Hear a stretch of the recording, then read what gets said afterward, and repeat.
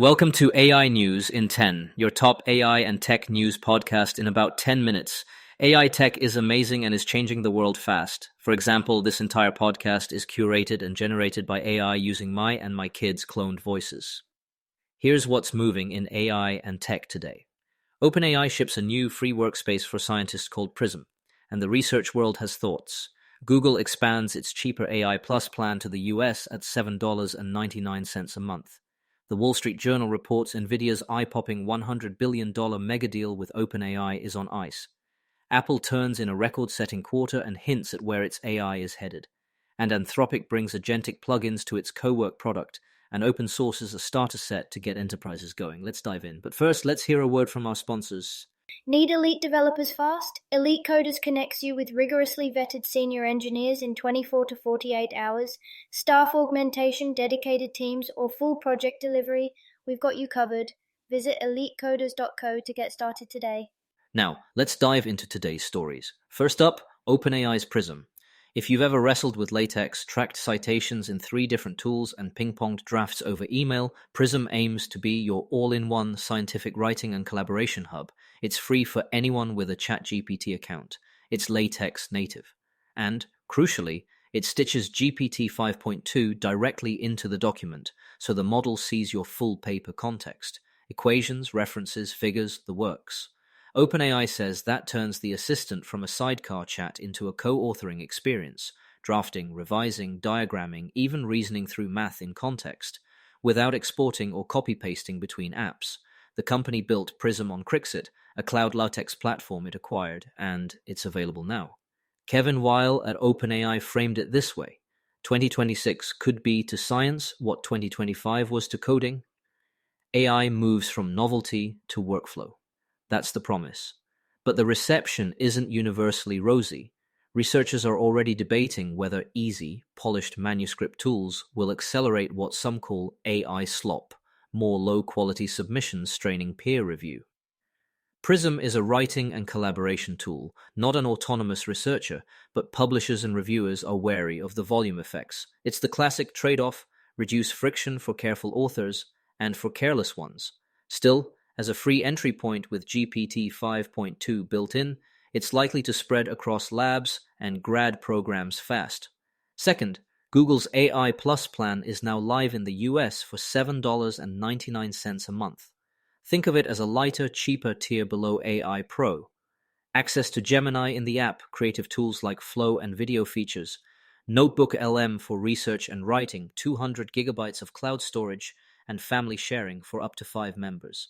Google has been rolling this through emerging markets since late 2025.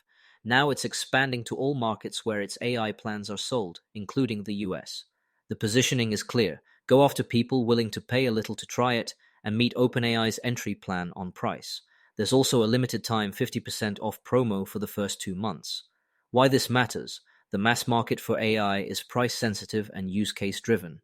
If Plus unlocks enough wow moments in Gemini, Notebook LM, and creative tools, Google grows a funnel of casual users who might upgrade later. It also keeps pressure on rivals to keep entry-tier pricing and perceived value tight. Third, the megadeal that lit up 2025 headlines has reportedly hit pause.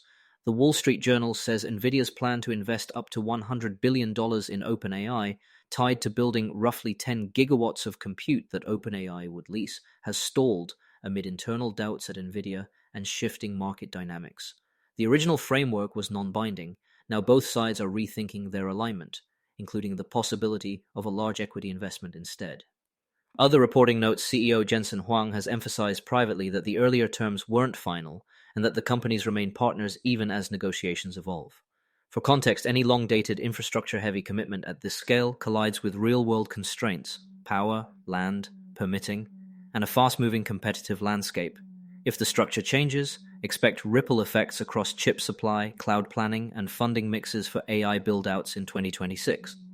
A quick framing note here: the deal's pause doesn't mean a divorce, more like a cooling-off period to explore structures that balance risk across compute, equity, and demand forecasts. Watch whether OpenAI shores up compute via a mix of hyperscaler commitments, sovereign funds, or diversified chip roadmaps, while Nvidia keeps capacity prioritized for a broader swath of buyers. Before we continue, here's a quick message from our sponsors. This episode is brought to you by Family GPT, the AI chat platform actually designed for kids. If your children are curious about ChatGPT, but you're worried about what they might see, Family GPT gives you full parental controls, content filtering, and the ability to align responses with your family's values, whether Christian, Muslim, Jewish, secular, and many more. Monitor every conversation, set usage limits, and let your kids explore AI safely. No ads, no data selling, complete privacy. Sign up free at familygpt.chat. That's familygpt.chat. All right, let's get back to it. Fourth, Apple's numbers. The company delivered an all-time record December quarter, $143.8 billion in revenue, up 16% year over year, and $2.84 in diluted EPS, up 19%. iPhone had its best quarter ever. Services hit a record, and Apple now boasts an installed base of more than 2.5 billion active devices. Apple also declared a 26-cent dividend payable February 12th. Regionally, Greater China jumped nearly 38% year over year, with Europe, the Americas, Japan, and the rest of Asia Pacific also growing. That is a monster print by any standard. The market reaction, though, was mixed. Some analysts cheered the beat. Others flagged uncertainty around Apple's consumer-facing AI roadmap, how, when, and with whom it will monetize deeper AI in Siri, services, and devices. Reports suggest a Gemini-powered Siri reveal is likely in February, with a bigger software push at WWDC in June. But investors want clarity on what becomes a paid differentiator and what stays table stakes.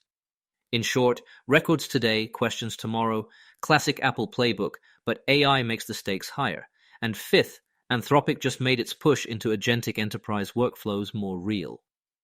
The company expanded its new Cowork product with plugins, modular, role-specific packages that let Claude execute multi-step tasks the way your company actually works. Think sales research and follow-ups tied to your CRM, legal document review with risk flags, customer support drafting with your tone and tools, or data analysis routines, packaged so teams can install, tweak in natural language, and share across roles. Anthropic open-sourced 11 starter plugins to seed adoption and says the goal is to move from helpful assistant to genuine collaborator that handles projects end-to-end. The feature is in research preview and available to paying Claude customers. Why it's notable: enterprises don't buy models, they buy outcomes and integrations. Open-sourcing starter plugins lowers friction for IT and line-of-business teams to pilot real workflows. If Cowork proves it can safely touch systems of record and return consistent outcomes, Anthropic strengthens its case as a pragmatic, adoption-driven alternative in a crowded assistant market. That's it for today.